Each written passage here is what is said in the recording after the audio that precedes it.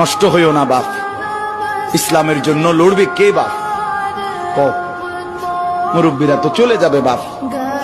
18 বছরের ছেলে, 20 বছরের ছেলে, 22 বছরের তাগড়া জওয়ান, তুমি নষ্ট হয়ে গেলে, তুমি চরিত্রহীন হয়ে গেলে, তুমি যদি সারাক্ষণ নারী ছাড়া, ছবি ছাড়া, মদ জুয়া অশ্লীলতা, তুমি যদি মোবাইলের আসক্তি ছাড়া চলতে না পারো, আগামী দিনে ইসলামের জন্য তুমি করবা কেমন, লড়বে কেমন?